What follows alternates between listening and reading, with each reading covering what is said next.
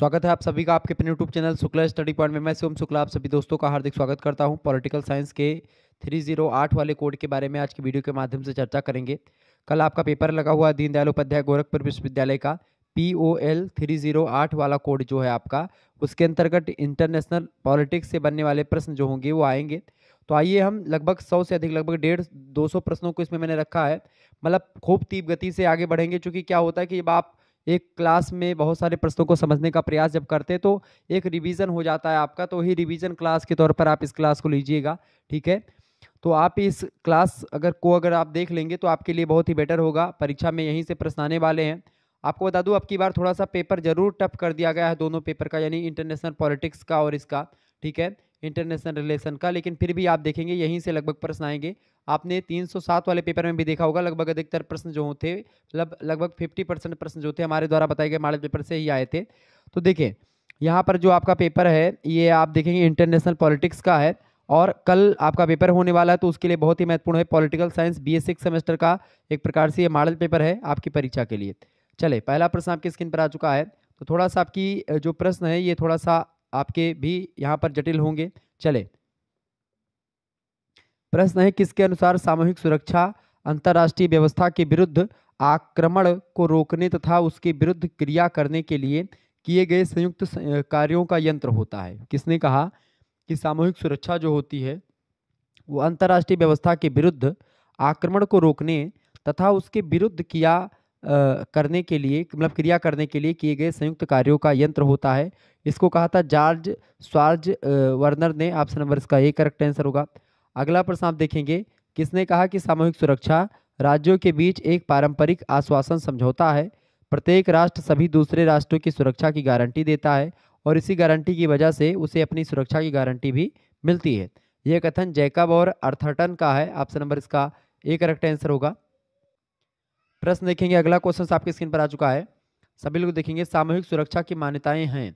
सामूहिक सुरक्षा की मान्यताएं हैं, यहाँ पर मान्यताएं हैं दिया गया है, यानी कि प्लूरल नाउन में है, यानी डी ऑप्शन करेक्ट आंसर होगा। तो जब भी आपको प्रश्न ना पता हो तो तुक्का लगाने की भी विधि जान लो। जैसे अगर आपको मान्यताएं हैं, विशेषताएं हैं, लाभ हैं, हानि हैं लिखा हुआ होता है लास्ट में, जैसे विशेषताएं हैं, हानि है, मान्यताएं हैं, प्रकार हैं, ठीक है, ये सब कितने वर्गों में बांटा गया है, ऐसे तमाम प्रकार के प्रश्न आपसे पूछते हैं। तो उसमें आपको अगर डी ऑप्शन में मिलता है, डी ऑप्शन में उपरोक्त तो सभी मिलता है, तो करेक्ट आंसर वही होता है। तो सामूहिक सुरक्षा की मान्यताओं में आक्रमण को रोकने में सभी की समान रुचि होती है। आक्रमणकारी राज्य की अपेक्षा समग्र की शक्ति अधिक होती है। सभी राष्ट्र आक्रमणकारी को पहचानते हैं। बिल्कुल, ये सामूहिक सुरक्षा की सभी मान्यताएं हैं। डी ऑप्शन इसका राइट आंसर होगा। अगला क्वेश्चन आप देखेंगे, सामूहिक सुरक्षा की विशेषता है। सामूहिक सुरक्षा की क्या विशेषता है? देखिए, सामूहिक सुरक्षा की विशेषता है, सामूहिक सुरक्षा व्यवस्था एक सार्वभौमिक संधि है। यह शांति स्थापना हेतु एक सामूहिक प्रयास भी है। सामूहिक सुरक्षा विश्व शांति की अभिवृद्धि का एक साधन भी है। यानी ये सभी विशेषताएं सामूहिक सुरक्षा की ही हैं। डी ऑप्शन करेक्ट आंसर होगा उपरोक्त तो सभी। अगला क्वेश्चन है, राष्ट्रीय हित नामक पुस्तक किसने लिखी है? राष्ट्रीय हित पुस्तक को लिखा है जोसेफ फ्रांकल ने। Option number C correct answer होगा। अगला प्रश्न है, किसने कहा है कि सामूहिक सुरक्षा का परिणाम पुराना पड़ गया है? किसने कहा? तो क्लाड महोदय ने कहा था कि सामूहिक सुरक्षा का परिणाम जो है ये पुराना पड़ गया है। अगला क्वेश्चन है, शक्ति संतुलन का साधन नहीं माना जाता है। शक्ति संतुलन का साधन नहीं माना जाता है उदारीकरण की नीति में। ऑप्शन नंबर इसका ए करेक्ट आंसर होगा। अगला प्रश्न है, किसने कहा कि शक्ति संतुलन को एक ऐसी, मतलब किसने शक्ति संतुलन को एक ऐसी संकल्पना बताया है जो राष्ट्रों के सापेक्ष शक्ति की ओर संकेत करता है? तो किसने बताया है? एलाइसर ने बताया है। ऑप्शन नंबर इसका ए करेक्ट आंसर होगा। आगे बढ़ते हैं, अगला क्वेश्चन आपकी स्क्रीन पर आ चुका है। The long road of theory पुस्तक के लेखक, the long road of theory पुस्तक को किसने लिखा है? फटाफट से आप लोग बताने का प्रयास करेंगे। इस पुस्तक को लिखा है हॉफमैन महोदय ने। ए ऑप्शन करेक्ट आंसर होगा इसका। अगला प्रश्न आपसे बन सकता है, बियॉन्ड द नेशन स्टेट किसकी रचना है? बियॉन्ड द नेशन स्टेट पुस्तक को लिखा अर्नेस्ट हैक्ले ने। हक्सले ने। ऑप्शन नंबर इसका बी करेक्ट आंसर होगा। अगला प्रश्न है, कौन मानता है कि अंतर्राष्ट्रीय राजनीति का सिद्धांत राजनीति के सामान्य सिद्धांत का एक विशिष्ट उदाहरण है? तो ये हैंस मार्गेनथाउ का मानना है। बी ऑप्शन करेक्ट आंसर हो जाएगा। नेक्स्ट क्वेश्चन आप देखेंगे, आदर्शवाद का पूरा मामला विकासवादी प्रगति के सामान्य आदर्श पर आधारित है। बताएं, समाज। तो आदर्शवाद का पूरा मामला विकासवादी प्रगति के सामान्य समाज, मतलब समाज सामान्य आदर्श पर आधारित है। समाज पर। ठीक है, ये ऑप्शन करेक्ट आंसर होगा इसका। अगला प्रश्न, यथार्थवादी विचारकों में से कौन राजनीति की तीन छवियों की पहचान करता है, बताएं। लोकतांत्रिक, शांति, सॉरी, प्रश्न क्या पूछा गया है? प्रश्न है कि यथार्थवादी विचारकों में से कौन राजनीति की तीन छवियों की पहचान करते हैं, तो केलेथ वाल्टस, ऑप्शन नंबर इसका ए करेक्ट आंसर होगा। अगला प्रश्न आपसे बन सकता है एग्जाम में, आधुनिक आदर्शवादी सोच के सबसे प्रसिद्ध सिद्धांतों में से एक सिद्धांत कौन सा है, तो लोकतांत्रिक शांति समझौता सिद्धांत, ऑप्शन नंबर इसका बी करेक्ट आंसर होगा।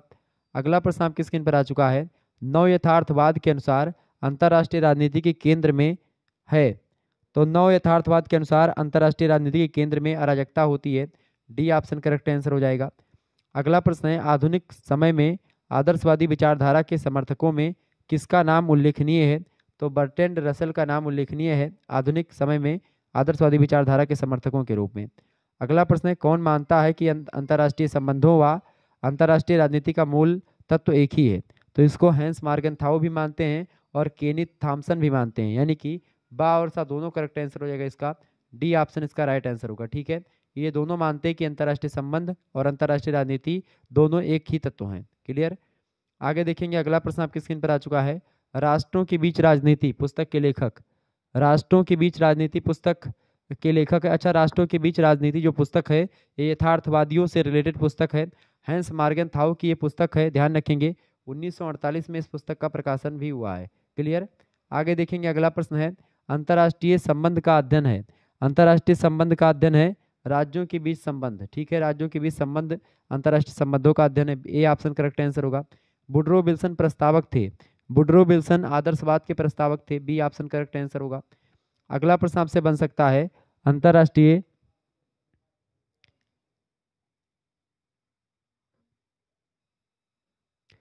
अंतर्राष्ट्रीय संबंध किस अनुशासन की शाखा है, बताएं। समाजशास्त्र, अंतर्राष्ट्रीय कानून, या फिर राजनीति विज्ञान, या फिर उपरोक्त सभी का, बताएं।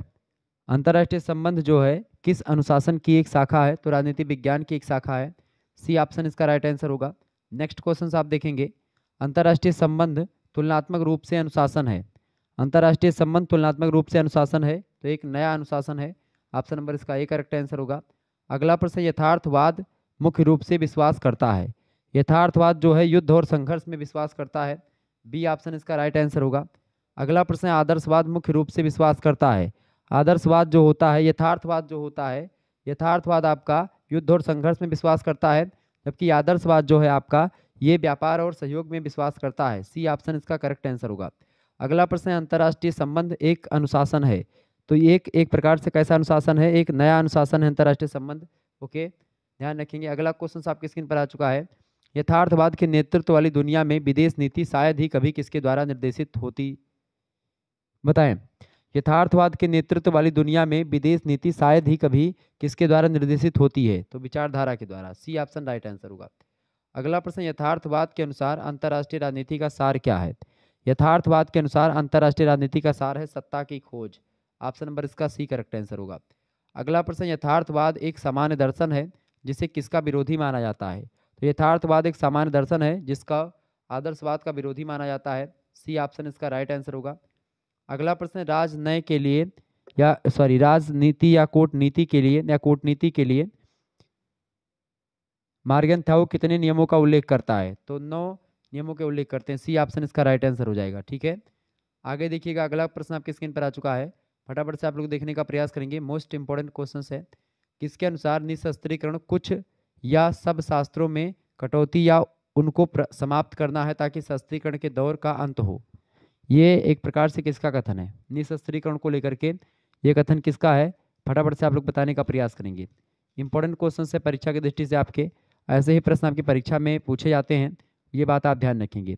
ये किसका कथन है भाई, किसने किसने कहा ये कथन कि निशस्त्रीकरण जो है वो क्या है, कुछ या सब शस्त्रों में कटौती करके या उनको समाप्त करना है ताकि शस्त्रीकरण के दौर का अंत हो, ये किसने कहा था, मार्गनथाउ ने, ऑप्शन नंबर इसका आ करेक्ट आंसर हो जाएगा, ए ऑप्शन इसका राइट आंसर होगा।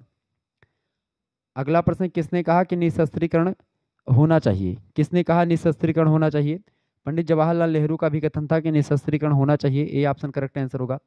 फादर ऑफ न्यूक्लियर एजेंसी किसे कहा जाता है? फादर ऑफ न्यूक्लियर एजेंसी कहा जाता है होमी जहांगीर भाभा को। ऑप्शन नंबर बा करेक्ट आंसर होगा। अगला प्रश्न, 6 अगस्त 1945 की को हिरोशिमा पर अमेरिका ने कौन सा बम फेंका था? लिटिल बॉय नाम का बम फेंका था। डी ऑप्शन करेक्ट आंसर होगा। अगला प्रश्न, नागासाकी पर अमेरिका ने फैटमैन बम कब फेंका था?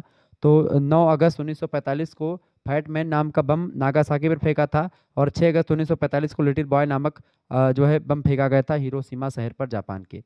अगला प्रश्न, कौन सा देश 1954 में सबसे पहले न्यूक्लियर टेस्ट पर बैन लगाया था? तो किसने लगाया था भैया? भारत ने सबसे पहले लगाया था। ऑप्शन नंबर इसका सी करेक्ट आंसर हो जाएगा। ठीक है, नेक्स्ट क्वेश्चन आप देखेंगे, 1900 निम्न में से कौन निशस्त्रीकरण से संबंधित नहीं है? निशस्त्रीकरण से कौन संबंधित नहीं है? नाटो संबंधित नहीं है। डी ऑप्शन करेक्ट आंसर होगा। अगला प्रश्न, निम्न में से किस देश ने अप्रसार संधि पर हस्ताक्षर नहीं किया? तो भारत ने अप्रसार संधि पर हस्ताक्षर नहीं किया था। ए ऑप्शन करेक्ट आंसर होगा इसका। अगला क्वेश्चन आपकी स्क्रीन पर आ चुका है, आसियान का चार्टर लागू किया गया।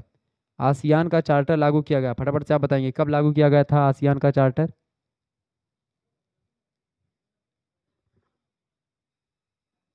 आसियान का चार्टर लागू किया गया कब? आसियान का चार्टर लागू किया गया था भैया कब? 15 दिसंबर 2008 को। कब लागू किया गया था? 15 दिसंबर 2008 को लागू किया गया था। आसियान का फुल फॉर्म होता है दक्षिण पूर्वी एशियाई राष्ट्र संघ। ठीक है, ध्यान रखेंगे। आसियान के चार्टर में कितने अनुच्छेद हैं? आसियान के चार्टर में 55 अनुच्छेद हैं। Option number C correct answer होगा। अगला प्रश्न आपसे बन सकता है, देखिए बढ़िया प्रश्न है, प्रतिवर्ष कब सार्क दिवस के रूप में मनाया जाता है? प्रतिवर्ष कब सार्क दिवस के रूप में मनाया जाता है भैया? तो 8 दिसंबर को मनाया जाता है 1985 को। मतलब सार्क दिवस जो है उसकी स्थापना 1985 में, मतलब सार्क की स्थापना 1985 में हुई थी 8 दिसंबर की डेट को, इसीलिए इसको बनाया जाता है। दक्षिण एशियाई क्षेत्रीय सहयोग संगठन सार्क का फुल फॉर्म होता है, हिंदी में दक्षेस कहते हैं इसको, सार्क को, ध्यान रखेंगे। अगला प्रश्न आपकी स्क्रीन पर आ चुका है, 13वां सार्क का 18वां शिखर सम्मेलन काठमांडू में आयोजित हुआ था। कब आयोजित हुआ था भैया? तो ये आयोजित हुआ था 26 से 27 नवंबर 2014 को। Option number A correct answer होगा। सार्क का 17वां शिखर सम्मेलन कब आयोजित हुआ था? सार्क का 17वां शिखर सम्मेलन आयोजित हुआ था कहाँ पर? मालदीव के अद्दू शहर में। ऑप्शन नंबर इसका बा करेक्ट आंसर होगा, 10 नवंबर 2011 को। दक्षेस का 15वां शिखर सम्मेलन संपन्न हुआ था कब? तो ये संपन्न हुआ था कोलंबो में। ऑप्शन नंबर इसका आ करेक्ट आंसर होगा। अगला प्रश्न, सार्क का प्रथम सम्मेलन कहाँ हुआ था? सार्क का प्रथम सम्मेलन हुआ था ढाका में, बांग्लादेश की राजधानी ढाका में 1985 में 7 या 8 दिसंबर को। अगला प्रश्न है, सार्क यानी दक्षेस संगठन की स्थापना किस वर्ष हुई? तो इसकी स्थापना 1985 में हुई। बी ऑप्शन करेक्ट आंसर होगा। एशिया, दक्षिण एशिया या सार्क संगठन में शामिल सदस्य, तो ये सभी देश शामिल है, भारत, पाकिस्तान, बांग्लादेश, नेपाल, भूटान, श्रीलंका, मालदीव, अफगानिस्तान। ये दक्षिण एशिया सार्क संगठन में शामिल हैं, दक्षेस में। ऑप्शन नंबर इसका डी करेक्ट आंसर हो जाएगा, उपरोक्त तो सभी। ठीक है, अगला क्वेश्चन आप देखेंगे, अगला प्रश्न आपकी स्क्रीन पर आ चुका है, बागोरा समझौता का संबंध किस अंतर्राष्ट्रीय संगठन से है? बताएं, बागोरा समझौता का संबंध किस अंतर्राष्ट्रीय संगठन से है? तो एपेक से है। ऑप्शन नंबर इसका दा करेक्ट आंसर हो जाएगा, एपेक। एपेक का फुल फॉर्म होता है एशिया प्रशांत आर्थिक सहयोग। ठीक है, ध्यान रखेंगे। अगला प्रश्न है, अल्बा में पर्यवेक्षक राष्ट्र का दर्जा प्राप्त है। अल्बा में पर्यवेक्षक राष्ट्र का दर्जा प्राप्त है किसको? सीरिया, हेती और ईरान, तीनों को। डी ऑप्शन करेक्ट आंसर होगा, उपरोक्त तो सभी को। अगला क्वेश्चन आपकी स्क्रीन पर आ चुका है, प्रश्न बहुत ही जबरदस्त है, भूमंडलीकरण से लेकर के है, वैश्वीकरण या भूमंडलीकरण। भारत में भूमंडलीकरण का प्रारंभ किस वर्ष हुआ? फटाफट से आप लोग बताने का प्रयास करेंगे, बताएं। भारत में भूमंडलीकरण का जो प्रारंभ हुआ है वो किस वर्ष से हुआ है? तो भारत में वैश्वीकरण का जो प्रारंभ हुआ है भाई, वो कब से हुआ है? फटाफट से आप लोग बताने का प्रयास करेंगे। भारत में वैश्वीकरण का जो प्रारंभ हुआ है 1991 से शुरू हुआ है। बी ऑप्शन करेक्ट आंसर होगा। अगला क्वेश्चन आपकी स्क्रीन पर आ चुका है, हिस्टोरिकल कैपिटलिज्म पुस्तक के लेखक कौन है? तो इस पुस्तक के लेखक है बेलस्टोन इमैनुअल या इमैनुअल बेलरस्टेन। इमैनुअल बेलरस्टेन इस पुस्तक के लेखक हैं हिस्टोरिकल कैपिटलिज्म के। अगला प्रश्न, निम्न में से कौन सा प्रभाव भारत पर भूमंडलीकरण का नहीं है? बताएं, इनमें से कौन सा, निम्न में से कौन सा प्रभाव भारत पर भूमंडलीकरण का नहीं है? तो राष्ट्रीयकरण जो है भूमंडलीकरण का प्रभाव नहीं है। महिला जागरूकता, राष्ट्रीय आय में वृद्धि और कृषि उत्पादन में वृद्धि, ये भूमंडलीकरण का भारत पर प्रभाव है। अगला क्वेश्चन आप देखेंगे, समाजशास्त्रीय दृष्टिकोण से भूमंडलीकरण की अवधारणा का विश्लेषण किसने किया? तो समाजशास्त्रीय दृष्टिकोण से भूमंडलीकरण की अवधारणा का विश्लेषण किया था एंथनी गिडेंस ने। Option number A correct answer होगा इसका। अगला प्रश्न आपसे आ सकता है, बन सकता है, वैश्वीकरण ने नई चुनौतियां कब पैदा की? वैश्वीकरण का मतलब होता है भूमंडलीकरण। विश्व को एक ग्राम की अवधारणा मानते हैं, पूरा का पूरा संसार। तो वैश्वीकरण के क्या प्रश्न है? वैश्वीकरण ने नई चुनौतियां पैदा की, किसके लिए? छोटे उत्पादकों के लिए। बी ऑप्शन राइट आंसर होगा। वैश्वीकरण की नीति से किस क्षेत्र में लाभ हुआ है? मतलब कि लाभ नहीं हुआ है। तो वैश्वीकरण से जो है कृषि के क्षेत्र में लाभ नहीं हुआ है, बाकी विनिर्माण क्षेत्र में, सेवा क्षेत्र में, इन सभी क्षेत्रों में लाभ हुआ है। अगला प्रश्न है, कौन भूमंडलीकरण का आलोचक नहीं है इनमें से? तो मनमोहन सिंह भूमंडलीकरण के आलोचक नहीं है। डी ऑप्शन करेक्ट आंसर होगा। अगला प्रश्न है, भूमंडलीकरण किस विचारधारा पर टिका हुआ है? तो भूमंडलीकरण या वैश्वीकरण उदारवाद पर टिका हुआ है। सी ऑप्शन राइट आंसर होगा। ध्यान रखेंगे, परीक्षा में आ सकता है प्रश्न। अगला प्रश्न देखेंगे, किसके अनुसार भूमंडलीकरण विशिष्टवाद का सार्वभौमिकरण या सार्वभौमवाद का विशिष्टीकरण है? किसने कहा? तो रॉबर्टसन का एक कथन है। सी ऑप्शन कर ए ऑप्शन करेक्ट आंसर होगा। इंपॉर्टेंट प्रश्न है। वैश्वीकरण की नीति सबसे अधिक प्रभावित हुए हैं, बताएं। वैश्वीकरण की नीति से सबसे अधिक प्रभावित कौन हुए हैं? तो गरीब लोग। ऑप्शन नंबर इसका सा करेक्ट आंसर होगा। अगला प्रश्न आपकी स्क्रीन पर आ चुका है, वैश्वीकरण के कारण विश्व का स्वरूप किस प्रकार हो गया है? वैश्वीकरण के कारण से विश्व का स्वरूप वैश्विक गांव का हो गया है। सी ऑप्शन इसका राइट आंसर होगा। आगे देखते हैं, अगला प्रश्न आपकी स्क्रीन पर आ चुका है, संयुक्त राष्ट्र संघ के द्वारा मानवाधिकारों की सार्वभौम घोषणा कब अपनाई गई? बताएं। तो 10 दिसंबर 1948। बिल्कुल राइट आंसर आपका है सी ऑप्शन। नेक्स्ट क्वेश्चन आप देखेंगे, भारत का राष्ट्रीय मानवाधिकार आयोग गठन हुआ था कब? तो भारत का राष्ट्रीय मानवाधिकार आयोग का गठन जो हुआ है 12 अक्टूबर 1993 में हुआ। डी ऑप्शन करेक्ट आंसर होगा इसका। अगला प्रश्न है, भारत में शिक्षा के अधिकार की गारंटी किस अनुच्छेद में दी गई है? तो भारत में शिक्षा के अधिकार की गारंटी दी गई है अनुच्छेद 21 के ए फर्स्ट में। ऑप्शन नंबर इसका ए करेक्ट आंसर हो जाए, सी करेक्ट आंसर हो जाएगा 21 का ए। अगला क्वेश्चन है, निम्न में से कौन NHRC यानी राष्ट्रीय मानवाधिकार आयोग का अध्यक्ष हो सकता है? तो जो है राष्ट्रीय मानवाधिकार आयोग का अध्यक्ष सर्वोच्च न्यायालय का कोई भी मुख्य न्यायाधीश हो सकता है। बी ऑप्शन करेक्ट आंसर होगा इसका। अगला क्वेश्चन आप देखेंगे, मानवाधिकार और मानवीय गलतियां पुस्तक के लेखक। मानवाधिकार और मानवीय गलतियां पुस्तक को लिखा है BR कृष्ण अय्यर ने। ऑप्शन नंबर इसका सी करेक्ट आंसर होगा। अगला प्रश्न, राष्ट्रीय मानवाधिकार आयोग NHRC का कार्यकाल तो 5 वर्ष या फिर 70 वर्ष की आयु, दोनों। सी ऑप्शन करेक्ट आंसर होगा, जो भी पहले पूरी हो उतना। अगला क्वेश्चन है, राष्ट्रीय मानवाधिकार आयोग, राष्ट्रीय मानवाधिकार यानी NHRC का एक अध्यक्ष होता है। NHRC का एक अध्यक्ष होता है, मतलब अध्यक्ष होता है तो और कितने सदस्य होते हैं? और 5 सदस्य होते हैं, ठीक है। एक अध्यक्ष होता है और 5 सदस्य होते हैं, ठीक है। अगला क्वेश्चन है, राष्ट्रीय मानवाधिकार आयोग का मुख्यालय कहाँ पर है? तो ये आपका दिल्ली में है। बी ऑप्शन करेक्ट आंसर होगा। अगला क्वेश्चन आप देखेंगे, रक्षा आपूर्ति विभाग की स्थापना कब की गई? बताएं। रक्षा आपूर्ति विभाग, फटाफट से आप लोग बताने का प्रयास करेंगे। रक्षा आपूर्ति विभाग की स्थापना कब की गई थी? बताइए, बहुत ही महत्वपूर्ण प्रश्न है परीक्षा की दृष्टि से आपके। रक्षा आपूर्ति विभाग की स्थापना कब की गई? 1965, 1966, 1970 या फिर 1971? करेक्ट आंसर इसका क्या हो जाएगा? इंपॉर्टेंट क्वेश्चन से परीक्षा की दृष्टि से आपके बताने का प्रयास करेंगे। तो रक्षा आपूर्ति विभाग की स्थापना की गई थी नवंबर 1965 में। ऑप्शन नंबर इसका ए करेक्ट आंसर होगा। चौथी पंचवर्षीय योजना कब शुरू की गई थी? चौथी पंचवर्षीय योजना जो शुरू की गई थी भारत में 1969 में शुरू की गई थी, ठीक है। 1969 से 1974 तक चली थी। अगला प्रश्न, भारत ने अपना पहला परमाणु परीक्षण कब किया था? भारत ने अपना पहला परमाणु परीक्षण किया था पोखरण में 18 मई 1974 को। ये ऑप्शन करेक्ट आंसर हो जाएगा इसका, इस्माइली बुद्धा के नाम से, पोखरण राजस्थान में। अगला प्रश्न, होमी जहांगीर भाभा कौन थे? होमी जहांगीर भाभा वैज्ञानिक थे। सी ऑप्शन करेक्ट आंसर होगा। चीन ने अपना जो है परमाणु परीक्षण कब किया था? चीन ने अपना परमाणु परीक्षण किया था 1964 में। Option number C correct answer होगा।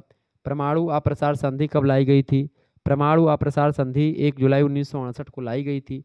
अगर पूछा जाए कि कब लागू की गई थी, परमाणु अप्रसार संधि को शॉर्ट फॉर्म में NPT कहते हैं, ठीक है। क्या बोलते हैं? NPT बोलते हैं। NPT कब लाई गई थी भैया? 1 जुलाई 1968 को लाई गई थी। लागू कब हुई NPT? तो NPT 5 मार्च 1970 को लागू हुई थी, ये बात भी ध्यान रखेंगे। अरब इजराइल युद्ध कब हुआ था? अरब इजराइल युद्ध हुआ था 1973 को। बी ऑप्शन करेक्ट आंसर होगा। तो ऐसे ही प्रश्न आपकी परीक्षा में पूछे जा सकते हैं, तो आप इन प्रश्नों को तैयार कर लीजिएगा, परीक्षा में आ सकते हैं आपके। प्रश्न अगला है, परमाणु अप्रसार संधि को कब तक के लिए बढ़ा दिया गया? परमाणु अप्रसार संधि को कब तक के लिए बढ़ा दिया गया? 11 मई 1995 तक बढ़ा दिया गया। सी ऑप्शन इसका करेक्ट आंसर होगा। CTBT का पूरा नाम क्या है? CTBT का पूरा नाम है comprehensive test ban treaty, A option correct answer होगा। CTBT एक प्रकार से 24 सितंबर 1996, ठीक है, को ये जो एक प्रकार से ट्रीटी लाई गई थी। 181 देशों से 181 देशों ने लगभग इस पर साइन किया था। भारत पाकिस्तान इन सभी लोगों ने साइन नहीं किया था इस पर, दक्षिणी सूडान वगैरह ने, ठीक है। आगे देखेंगे, अगला प्रश्न है इजराइल कब आज़ाद हुआ। इजराइल 14 मई 1948 को आज़ाद हुआ था, बी ऑप्शन राइट आंसर होगा। अगला प्रश्न है भारत में इजराइल एजेंसी कब खुली। भारत में इजराइल एजेंसी खुली थी जनवरी 1929 को, सॉरी 1952 को। ऑप्शन नंबर इसका क्या करेक्ट आंसर होगा, 92 को, ठीक है, 1992। भारत में इजराइल एजेंसी कब खुली थी, 1992 जनवरी महीने में। अगला प्रश्न है पहली बार भारत के प्रधानमंत्री नरेंद्र मोदी इजराइल कब गए थे। 2017 में गए थे पहली बार, सी ऑप्शन इसका करेक्ट आंसर होगा। आगे देखेंगे, अगला प्रश्न आपकी स्क्रीन पर आ चुका है, बहुत ही जबरदस्त प्रश्न परीक्षा की दृष्टि से आपके बताने का प्रयास करेंगे। बताइए, बहुत ही महत्वपूर्ण प्रश्न आपकी स्क्रीन पर आ चुका है। प्रश्न है पराश्रिता की अवधारणा 1960 में के दशक में इनमें जो है उद्विकसित हुई कहाँ पर, अफ्रीका में, लैटिन अमेरिका में, यूरोप में या फिर एशिया में। बताएं कहाँ पर उद्विकसित हुई थी भाई पराश्रिता की अवधारणा। पराश्रिता की अवधारणा 1960 के दशक में जो एक प्रकार से उद्विकसित हुई है, कहाँ पर उद्विकसित हुई है, लैटिन अमेरिका में। इसका राइट आंसर क्या हो जाएगा, इसका राइट आंसर हो जाएगा आपका, इसका राइट आंसर हो जाएगा डी ऑप्शन लैटिन अमेरिका, ठीक है।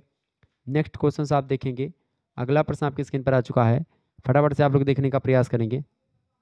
ओके, चलिए प्रश्न आप देखने का प्रयास करेंगे। अगला प्रश्न है व्यवस्था विश्लेषण को लेकर के प्रश्न आपको आपके समक्ष आ गया है। देखिए प्रश्न है आपका व्यवस्था विश्लेषण के मॉडल का सही अनुक्रम क्या है, बताएं। व्यवस्था विश्लेषण के मॉडल का सही अनुक्रम क्या है।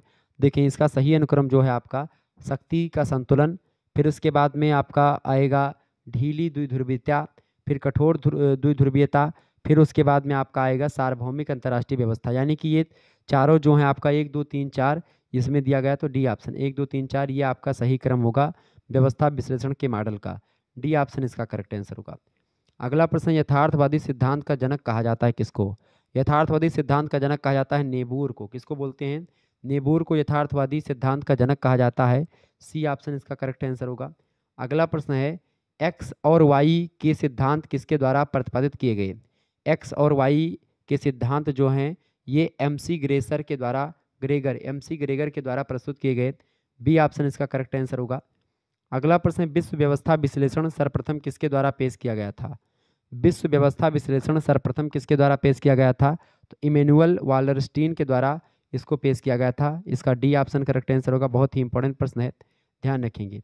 अगला क्वेश्चन आपकी स्क्रीन पर आ चुका है, ये आपका प्रश्न दिया गया है मिलान कीजिए, मिलान कीजिए इनमें से, ठीक है। मिलान क्या होगा, देखिए मार्टन कैपलान की अगर बात की जाए, देखिए इनमें से यथार्थवाद का सिद्धांत किसने दिया है भैया, यथार्थवाद का जो सिद्धांत दिया है, इनमें से यथार्थवाद का सिद्धांत आपको पता होगा किसने दिया है, यथार्थवाद का सिद्धांत किसने दिया भैया, फटाफट से आप लोग बताने का प्रयास करेंगे।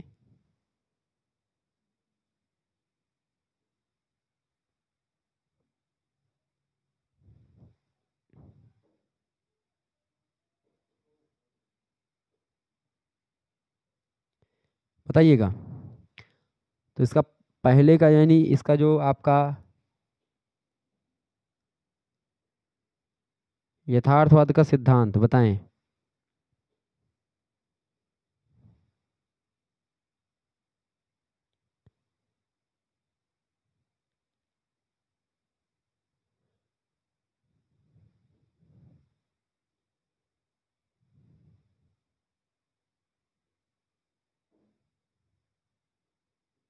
मार्गेंथाउ, ठीक है। यथार्थवाद के सिद्धांत कौन दिए हैं, मार्गेंथाउ ने, यानी कि तीसरा का दूसरा होगा। तीसरे में आप देखेंगे दूसरा इसमें दिया है और दूसरा इसमें दिया है, ठीक है। तो इसका इसका इन दोनों में से कोई एक करेक्ट आंसर होगा। आगे देखेंगे आपका इसमें जो दिया गया है मार्टन कैपलान, मार्टन कैपलान की अगर बात की जाए तो मार्टन कैपलान ने प्राश्रयता का सिद्धांत दिया था, प्राश्रयता का सिद्धांत, तो ऑप्शन नंबर इसका 1 का चौथा होगा, यानी कि 1 का चौथा इसमें दिया है, तो ये आपका 1 का चौथा नहीं 1 का तीसरा, ठीक है। यानी कि मार्टन कैपलान ने क्या दिया, व्यवस्था का सिद्धांत दिया, बिल्कुल हाँ बिल्कुल। तो इसका करेक्ट आंसर जो हो जाएगा ऑप्शन नंबर बी में जो दिया गया है, यानी कि पहले का इसमें तीसरा लगेगा। ठीक है, पहले में तीसरा, और जो आपका दूसरा होगा उसका चौथा लगेगा। आंद्रे गुटर फ्रैंक ने प्राचीरता का सिद्धांत दिया, मार्गेनथाउ का लगेगा सेकंड में, और मिखाइल जो है गोबार्चेव का लगेगा ये वाला। ठीक है, ए ऑप्शन, यानी इसका करेक्ट आंसर हो जाएगा बी वाला। ठीक है, ध्यान रखेंगे इस बात को। ओके, आगे देखेंगे। अगला प्रश्न आपके स्क्रीन पर आ चुका है। बहुध्रुवीय व्यवस्था की तुलना में द्विध्रुवीय व्यवस्था के अस्थायित्व से संबंधित केनेथ वाल्टस के तर्क का आधार किसने ग्रहण किया था? तो जॉन मियर सीमर ने ग्रहण किया था बहुध्रुवीय व्यवस्था की तुलना में द्विध्रुवीय व्यवस्था के अस्थायित्व से संबंधित केनेथ वाल्टस के तर्क का आधार किसने ग्रहण किया था? जॉन मियर सीमर ने ग्रहण किया था। अगला प्रश्न है, विज्ञान बनाम परंपरावाद को किसने अंतर्राष्ट्रीय राजनीति में नई महान बहस की संज्ञा दी? विज्ञान बनाम परंपरावाद को किसने अंतर्राष्ट्रीय राजनीति में नई महान बहस की संज्ञा दी? तो मार्टिन कैपलान ने दी थी। ऑप्शन नंबर इसका सी करेक्ट आंसर हो जाएगा, ध्यान रखेंगे। ये बताएं कौन अंतर्राष्ट्रीय राजनीति में आदर्शवादी उपागम का समर्थक था? तो वुडरो विल्सन जो थे ये अंतर्राष्ट्रीय राजनीति में आदर्शवादी उपागम के समर्थक थे। ठीक है, मार्गेनथाउ जो हैं ये राजनीति में यथार्थवाद के समर्थक हैं। ओके ओके, ये बात आप ध्यान रखेंगे। अंतर्राष्ट्रीय राजनीति राष्ट्रों के बीच निरंतर होने वाले शक्ति संघर्ष के अतिरिक्त कुछ नहीं है, ये कथन हैंस मार्गेनथाउ का है, प्रश्न परीक्षा में आ सकता है। अगला प्रश्न आपकी स्क्रीन पर आ चुका है, इसमें भी आपको मिलाना है। देखिए सुमेलित कीजिए, इसमें से आपको मिलाना है। इसका करेक्ट आंसर क्या हो जाएगा? देखिए इसमें पहले का होगा जाएगा आपका तीसरा मार्गेनथाउ राष्ट्रों के बीच राजनीति के बारे में एक प्रकार से लिखते हैं। इसके अलावा जो दूसरा होगा उसका आपका करेक्ट आंसर हो जाएगा फर्स्ट वाला E.H. कार संघर्ष की युक्ति। ठीक है, इसके अलावा केनेथ वाल्टस की अगर बात की जाए तो इसका सेकंड में जाएगी अंतर्राष्ट्रीय राजनीति का सिद्धांत दिया केनेथ वाल्टस ने। इसके अलावा इनका जो बच्चा आपका ये सामने सामने। ठीक है, तो 4 का 4, यानी इसका करेक्ट आंसर क्या हो जाएगा? सी ऑप्शन में दिया है, सी ऑप्शन इसका राइट आंसर होगा। ठीक है, आगे देखिएगा। अगला क्वेश्चन आपकी स्क्रीन पर आ चुका है। प्रश्न बहुत ही महत्वपूर्ण है ये सब। प्रश्न मार्गेनथाउ के विचार की सही अभिव्यक्ति नहीं है। मार्गेनथाउ के विचार की सही अभिव्यक्ति क्या नहीं है? देखिए मार्गेनथाउ अंतर्राष्ट्रीय संबंधों का यथार्थवादी सिद्धांत प्रस्तुत करते हैं, बिल्कुल प्रस्तुत करते हैं, ये सही है। मार्गेनथाउ की मान्यता है कि राज्य का कार्य व्यापार राष्ट्रीय हित और नैतिकता के द्वारा निर्धारित होना है। नहीं, ये राष्ट्रीय हित और नैतिकता नहीं बताते हैं, ये शक्ति और संघर्ष के अतिरिक्त कुछ नहीं कहते हैं। ठीक है, यही गलत हो जाएगा। मार्गेनथाउ का तर्क है कि राष्ट्रीय हित नैतिकता के सभी सिद्धांतों से बढ़कर के है, ये कहा इन्होंने। मार्गेनथाउ का दावा है कि राष्ट्रीय हित को राज्य की विदेशी नीति के दिशा निर्देश करना ही चाहिए, बिल्कुल ये भी सही है। यानी कि ये और पहला ये तीनों सही है। बी ऑप्शन जो है ये गलत दिया है, तो बी ऑप्शन करेक्ट आंसर होगा। अगला प्रश्न है, अंतर्राष्ट्रीय राजनीति के प्रमुख तत्व हैं। अंतर्राष्ट्रीय राजनीति के प्रमुख तत्व क्या क्या हैं? राष्ट्रीय हित, विवाद और शक्ति और सहयोग, ये सब हैं। Option number D correct answer हो जाएगा, उपरोक्त तो सभी। अगला क्वेश्चन आप देखेंगे, आदर्शवादी सिद्धांत का प्रमुख लक्ष्य क्या है? आदर्शवादी सिद्धांत का प्रमुख लक्ष्य है अंतर्राष्ट्रीय शांति।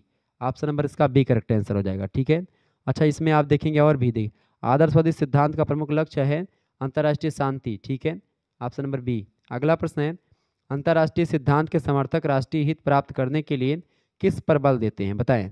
अंतर्राष्ट्रीय प्रश्न है, आदर्शवादी सिद्धांत के समर्थक राष्ट्रीय हित की प्राप्ति के लिए किस पर बल देते हैं? तो शक्ति पर भी बल देते हैं आदर्शवादी, और संघर्ष पर भी बल देते हैं, दोनों पर, उपयुक्त दोनों पर बल देते हैं।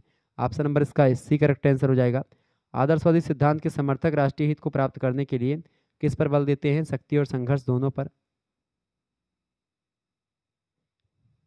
नहीं, इसका करेक्ट आंसर क्या हो जाए? शक्ति और संघर्ष पर आदर्शवादी समर्थक जो है बल नहीं देते, तो ये दोनों आपका ये गलत हो जाएगा। ठीक है, ये इसमें आप देखेंगे यथार्थवाद शक्ति और संघर्ष पर बल देता है, आदर्शवाद जो है ये नहीं बल देता, तो इनमें से कोई नहीं। डी ऑप्शन इसका करेक्ट आंसर लगा दीजिएगा। क्या लगाएंगे भाई? डी ऑप्शन इसका करेक्ट आंसर लगाएंगे, इनमें से कोई नहीं। ठीक है, आगे देखेंगे। अगला प्रश्न आपकी स्क्रीन पर आ चुका है, हैंस मार्गेनथाउ की पुस्तक है। मार्गेनथाउ की पुस्तक इनमें से कौन सी है भाई? देखिए पॉलिटिक्स अमंग नेशनल, ये पुस्तक किसी की है? ऑप्शन नंबर इसका बी करेक्ट आंसर हो जाएगा। अगला प्रश्न है, मार्गेनथाउ के 6 नियमों में कौन सा नियम शामिल है? मार्गेनथाउ के 6 नियमों में राष्ट्रीय हित की प्रधानता, राजनीति और मानव की प्रकृति, अंतर्राष्ट्रीय राजनीति की स्वायत्तता, ये तीनों संकलित है। डी ऑप्शन इसका करेक्ट आंसर होगा, उपरोक्त तो सभी। अगला प्रश्न, किसने कहा कि शक्ति साध्य है और शक्ति प्राप्त होने पर राष्ट्रीय हित की प्राप्ति स्वतः हो जाती है? किसने कहा? बताएं, ये किसने कहा था? मार्गेनथाउ ने ही कहा था। बी ऑप्शन करेक्ट आंसर हो जाएगा इसका। आगे देखेंगे, अगला प्रश्न आपकी स्क्रीन पर आ चुका है, बहुत ही जबरदस्त क्वेश्चन है। प्रश्न आपकी स्क्रीन पर आ चुका है, फटाफट से आप लोग देखने का प्रयास करेंगे। प्रश्न है, भारतीय सोवियत जो है संधि, मैत्री और सहयोग संधि कब हुई, बताएं। बढ़िया प्रश्न आपकी परीक्षा की दृष्टि से आ चुका है, इंपॉर्टेंट है। प्रश्न क्या पूछा गया है, भारतीय सोवियत शांति, मैत्री और सहयोग संधि जो हुई है वो कब हुई है। बढ़िया प्रश्न है, परीक्षा में आ सकता हूँ। अगस्त 1970, अगस्त 1971, अगस्त 1972 या फिर अगस्त 1955, मतलब 1995। इसका करेक्ट आंसर क्या हो जाएगा, सभी लोग बताने का प्रयास करेंगे। इंपॉर्टेंट क्वेश्चन है। तो भारत सोवियत शांति, मैत्री और सहयोग संधि जो हुई है ये 9 अगस्त 1971 को हुई है। ऑप्शन नंबर इसका बी करेक्ट आंसर होगा, 9 अगस्त 1971। अगला प्रश्न है, भारत अमेरिका परमाणु समझौता संबंधित है। भारत अमेरिका परमाणु समझौता जो है किससे संबंधित है, नागरिक परमाणु सहयोग से संबंधित है। Option number A correct answer होगा। ये समझौता बेसिकली 2006 में हुआ था, 18 जुलाई को। अगला प्रश्न है, निम्न में से किसके सक्रिय प्रयासों से भारत पाक नहरी पानी समझौता 1960 में हुआ था। भारत पाक नहरी पानी समझौता को सिंधु नदी जल समझौता भी कहते हैं, जिसमें 80% पानी जो है पाकिस्तान यूज करता है और भारत उसका 20% पानी यूज करता है, ऊपर की 3 नदियों का, और नीचे की 3 नदियों का पानी का जो है 60 मतलब 80% भारत यूज करता है और 20% पाकिस्तान पाता है। ठीक है, 6 नदियाँ जो हैं जो बहती हैं, ठीक है, तो उनमें ये समझौता हुआ था, विश्व बैंक की मध्यस्थता में हुआ था। ठीक है, तो सी ऑप्शन इसका करेक्ट आंसर हो जाएगा। क्लियर। आगे देखेंगे, चीन भारत के किस क्षेत्र को विवादित समझता है। तो चीन भारत के अस्काई चीन को विवादित समझता है, सी ऑप्शन करेक्ट आंसर होगा। अगला प्रश्न है, भारत चीन युद्ध को सुलझाने के लिए कौन सा प्रस्ताव लाया गया, बताएं। तो भारत चीन युद्ध को सुलझाने के लिए कोलंबो प्रस्ताव लाया गया था 1962 में। Option number C correct answer हो जाएगा। एक बात और आपको बता दूं, अगर आपको और भी को करिकुलर से रिलेटेड वीडियो देखनी है या और भी आपको अपने यूनिवर्सिटी से रिलेटेड क्वेश्चन पेपर आपको देखना है, तो आप हमारे दूसरे चैनल को करिकुलर मास्टर को सब्सक्राइब कर लीजिएगा। यहाँ पर विधिवत तैयारी आपकी होने वाली है। ठीक है, और बहुत सारी वीडियोज़ ऑलरेडी अवेलेबल है, यहाँ पर आप देख लीजिएगा। ठीक है, धन्यवाद। तो ये को करिकुलर चैनल को आप सभी लोग सब्सक्राइब कर लीजिएगा, अभी मैंने बना चैनल आपके लिए ही बनाया है, तो आप इस चैनल को सब्सक्राइब करके, ठीक है, और लाइक कर दीजिएगा जो वीडियोज़ पड़ी हैं उन पर। अगला प्रश्न है, हैंड्स ऑफ श्रीलंका सिद्धांत किसने प्रतिपादित किया। हैंड्स ऑफ श्रीलंका सिद्धांत किसने प्रतिपादित किया, इंदिरा गांधी ने प्रतिपादित किया था। ऑप्शन नंबर इसका बी करेक्ट आंसर होगा। नेक्स्ट क्वेश्चन आप देखेंगे, निम्न में से कौन से देश आसियान +3 में शामिल हैं। कौन से देश आसियान +3 में शामिल हैं, तो चीन, जापान, दक्षिण कोरिया, ये आपके +3 में शामिल हैं। ठीक है, आसियान में। ऑप्शन नंबर इसका सी करेक्ट आंसर होगा। अगला क्वेश्चन आप देखेंगे, फ्रांस भारत में किस स्थान पर परमाणु ऊर्जा संयंत्र स्थापित करने के लिए सहमत हुआ है। तो फ्रांस जो है भारत में किस स्थान पर परमाणु ऊर्जा संयंत्र स्थापित करने के लिए सहमत हुआ है भाई, तो जेतापुर में, जेतापुर परमाणु ऊर्जा संयंत्र जो है ये कंपनी का नाम है। महाराष्ट्र के रत्नगिरी जिले में फ्रांस भारत जो है ये एक प्रकार से महाराष्ट्र के रत्नगिरी जिले में एक प्रकार से जेतापुर परमाणु ऊर्जा संयंत्र स्थापित किया गया। इसका उद्देश्य था लगभग 9900 मेगावाट बिजली का उत्पादन करना। अगला प्रश्न, एशिया में 7 भारत का मिलन वचनबद्धता की कल्पना में स्पष्ट अभिव्यक्ति किया गया था, या किसने स्पष्ट किया। तो एशिया के साथ भारत का मिलन वचनबद्धता की कल्पना में स्पष्ट अभिव्यक्ति किया गया था, यह कथन पंडित जवाहरलाल नेहरू से रिलेटेड है। ऑप्शन नंबर इसका बी करेक्ट आंसर होगा। इंडियन नेशनल आर्मी का गठन किसने किया, बताएं। इंडियन नेशनल आर्मी का गठन किया था सुभाष चंद्र बोस ने, नेताजी ने। Option number A correct answer होगा। इंडियन नेशनल आर्मी का गठन कब किया गया था, 1942 में किया गया था। इसका बी ऑप्शन करेक्ट आंसर होगा। आगे देखेंगे, अगला प्रश्न आपकी स्क्रीन पर आ चुका है, अंतर्राष्ट्रीय संबंधों में शक्ति क्या है।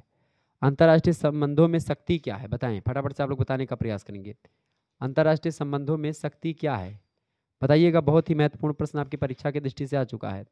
अंतर्राष्ट्रीय संबंधों में शक्ति किसे कहते हैं, निरंकुश, सापेक्ष या अपरिचित या परिचित, बताएं। ये इंपॉर्टेंट है। तो अंतर्राष्ट्रीय संबंधों में जो शक्ति है वो सापेक्ष होती है। कैसी होती है, सापेक्ष होती है, बी ऑप्शन। अगला प्रश्न है, कौन सा राष्ट्रीय शक्ति का प्राकृतिक तत्व नहीं है। तो कौन सा राष्ट्रीय शक्ति का प्राकृतिक तत्व नहीं है, राजनीतिक दल नहीं है, ए ऑप्शन करेक्ट आंसर होगा।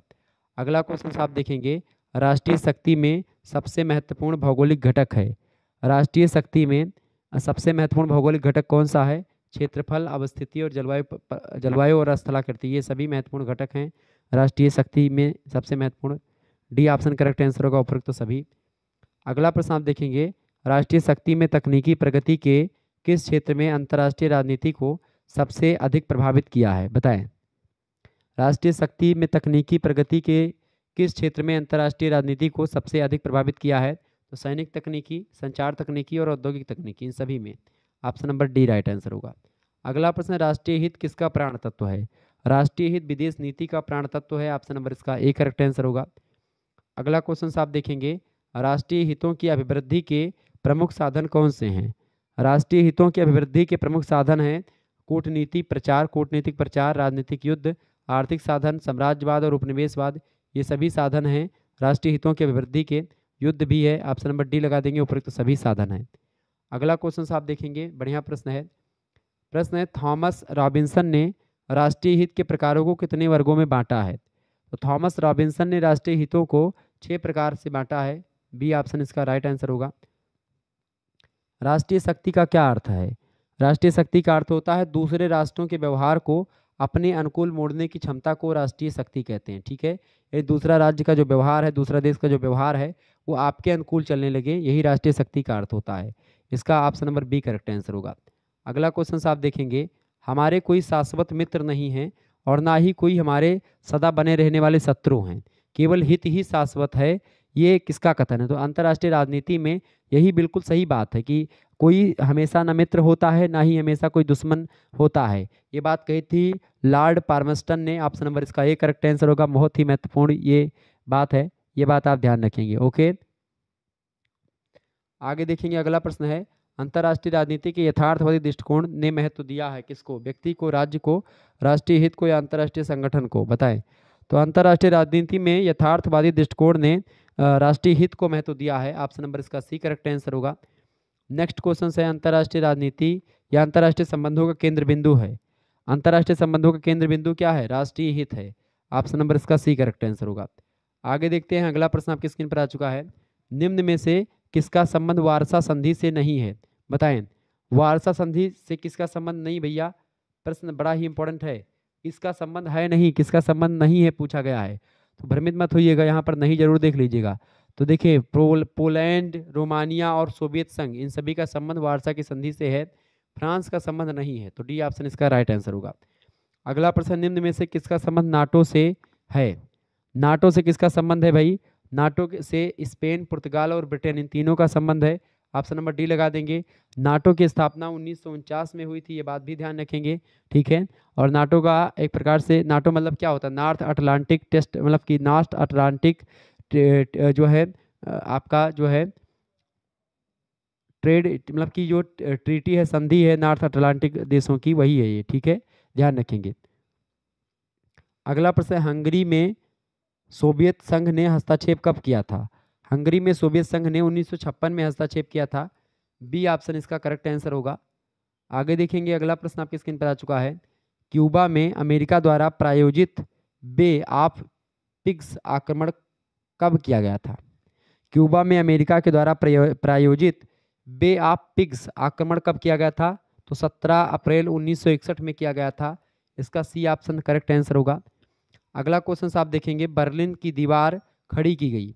बर्लिन की दीवार कब खड़ी की गई थी? 13 अगस्त 1961 से शुरू कर दी गई थी बर्लिन की दीवार खड़ी करनी। Option number C correct answer होगा। कंबोडिया में वियतनाम ने हस्तक्षेप कब किया था? कंबोडिया में वियतनाम ने हस्तक्षेप किया था 1978 से 1989 तक। डी ऑप्शन करेक्ट आंसर होगा। अफगानिस्तान में सोवियत संघ ने हस्तक्षेप कब किया था? तो अफगानिस्तान में सोवियत संघ ने हस्तक्षेप किया था 1978 से 1989 तक। डी ऑप्शन राइट आंसर हो जाएगा। अगला प्रश्न, जर्मनी का एकीकरण कब किया गया? जर्मनी का एकीकरण किया गया था कब भैया? पहला एकीकरण जर्मनी का हुआ था 1871 में। ठीक है, लेकिन दूसरा एकीकरण जो हुआ था 1990 में हुआ था। तो प्रश्न के हिसाब से देखें तो 1990 ही पूछ रहा है, तो सी ऑप्शन इसका राइट आंसर होगा। शीत युद्ध की समाप्ति कब हुई थी? शीत युद्ध की समाप्ति 1991 में हुई थी। डी ऑप्शन, 1991 में यूएसएसआर जो था वो भंग हुआ था, यानी संयुक्त राज्य, जो एक प्रकार से जो ये रूस है, रूस यानी कि जो सोवियत संघ है, वो क्या हुआ था? वो भंग हुआ था। अगला प्रश्न, सुएज नहर का राष्ट्रीयकरण किया गया। सुएज नहर का राष्ट्रीयकरण किया गया किसके द्वारा?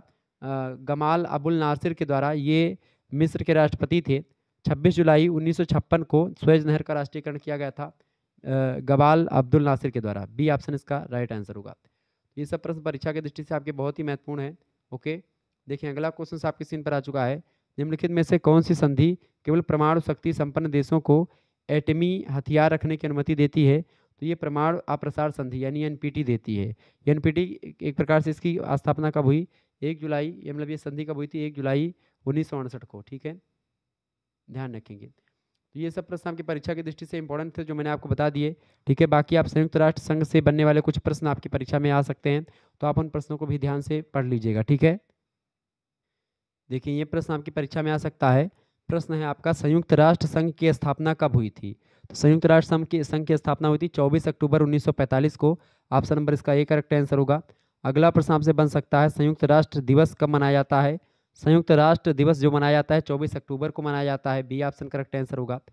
अगला प्रश्न आप देखिएगा। अगला प्रश्न है, वर्तमान में संयुक्त राष्ट्र संघ में कुल कितने सदस्य हैं, मतलब कितने देश हैं? 193 देश हैं। ठीक है, बी ऑप्शन राइट आंसर होगा इसका। अगला प्रश्न आपसे बन सकता है, संयुक्त राष्ट्र का समर्थन कितने राज्यों यानी देशों ने किया? तो संयुक्त राष्ट्र का समर्थन जो किया था 50 देशों ने शुरुआत में किया था। सी ऑप्शन इसका राइट आंसर होगा। आगे देखेंगे, अगला प्रश्न है, संयुक्त राष्ट्र संघ का 193वां सदस्य देश कौन सा है? तो 193वां सदस्य देश जो बना है दक्षिणी सूडान बना है। ए ऑप्शन इसका करेक्ट आंसर होगा। अगला प्रश्न है, संयुक्त राष्ट्र अच्छा कब बना? 2011 में बना था। अगला प्रश्न, संयुक्त राष्ट्र संघ का मुख्यालय किस शहर में है? न्यूयॉर्क में है। Option number A correct answer हो जाएगा। ठीक है, अगला क्वेश्चन आप देखेंगे। प्रश्न आपकी स्क्रीन पर आ चुका है, फटाफट से आप लोग देखने का प्रयास करेंगे। संयुक्त राष्ट्र संघ का कार्यकाल किस वर्ष बन करके तैयार हुआ? संयुक्त राष्ट्र संघ का कार्यालय जो था वो किस वर्ष बन करके तैयार हुआ है? 1952 में बन करके तैयार हुआ। ए ऑप्शन करेक्ट आंसर होगा। तो अगर आपने अभी तक को करिकुलर चैनल को सब्सक्राइब नहीं किया तो कर लीजिएगा, आपके लिए बहुत ही महत्वपूर्ण है। यहाँ पर आपके यूनिवर्सिटी से रिलेटेड वीडियो मिलती रहती है। अगला क्वेश्चन आप देखेंगे, संयुक्त राष्ट्र संघ के कितने अंग हैं? संयुक्त राष्ट्र संघ के 6 अंग हैं। कौन कौन से अंग हैं भैया? पहला अंग है आपका महासभा, दूसरा है आपका सुरक्षा परिषद, तीसरा है आर्थिक और सामाजिक परिषद, और चौथा है आपका ट्रस्टीशिप परिषद, पांचवा है आपका जो है अंतर्राष्ट्रीय न्यायालय, और छठा है आपका सचिवालय। ठीक है, तो ये 6 जो है अंग होते हैं संयुक्त राष्ट्र संघ के, ये बात आप ध्यान रखेंगे। अगला प्रश्न, महासभा की प्रथम बैठक कब हुई थी? महासभा की प्रथम बैठक जो हुई थी ये 10 जनवरी 1946 को हुई थी। यहाँ पर डी ऑप्शन लगा दीजिएगा, इनमें से कोई नहीं। अगला क्वेश्चन आप देखेंगे, संयुक्त राष्ट्र संघ की कार्य करने वाली भाषाएं कितनी हैं? तो 6 भाषाएं जिनमें संयुक्त राष्ट्र संघ की कार्य होता है। 6 भाषाएं कौन कौन सी हैं? पहली भाषा है अरबी, दूसरी है चीनी, तीसरी है अंग्रेजी, चौथी है फ्रेंच, पांचवी है रूसी और छठी है स्पेनिश। इसमें हिंदी का नाम नहीं है, ये बात आप ध्यान रखेंगे, होना चाहिए हिंदी का नाम। अगला प्रश्न, अंतर्राष्ट्रीय न्यायालय का मुख्यालय कहाँ पर स्थित है? तो अंतर्राष्ट्रीय न्यायालय का जो मुख्यालय है वो कहाँ पर है भाई? अंतर्राष्ट्रीय न्यायालय जो है उसका मुख्यालय हेग यानी कि नीदरलैंड में है। ए ऑप्शन करेक्ट आंसर होगा इसका। अगला क्वेश्चन है, विश्व की लघु संसद के नाम से किसको जानते हैं? तो विश्व की लघु संसद के नाम से महासभा को जानते हैं। बी ऑप्शन करेक्ट आंसर होगा। अगला प्रश्न आपसे बन सकता है, संयुक्त राष्ट्र महासचिव का कार्यालय कितने वर्ष का होता है? संयुक्त राष्ट्र महासचिव का कार्यालय 5 वर्ष का होता है। डी ऑप्शन करेक्ट आंसर हो जाएगा। और अगला क्वेश्चन आप देखेंगे यहीं पर, अगला प्रश्न आपकी स्क्रीन पर आ चुका है। प्रश्न देखेंगे, इंपॉर्टेंट है। प्रश्न है कि अंतर्राष्ट्रीय न्यायालय की स्थापना कब हुई थी? अंतर्राष्ट्रीय न्यायालय की स्थापना 26 जून 1945 को हुई थी। सी ऑप्शन इसका राइट आंसर हो जाएगा, ध्यान रखेंगे। ये सब प्रश्न आपकी परीक्षा के लिए बहुत ही महत्वपूर्ण थे। चलिए फिर मिलते हैं हम नेक्स्ट वीडियो में, तब तक के लिए जय हिंद जय भारत। आप सभी का बहुत बहुत धन्यवाद। हमारे से जुड़ने के लिए इसी प्रकार से अपना प्यार हमेशा बनाए रखेंगे। ओके, और पेपर अपना भेज दीजिएगा, कल जल्दी भेजिएगा ताकि तुरंत आपको सॉल्व करवा दिया जाए। ठीक है, धन्यवाद, मिलते हैं फिर नेक्स्ट वीडियो में। बहुत बहुत धन्यवाद आप सभी का।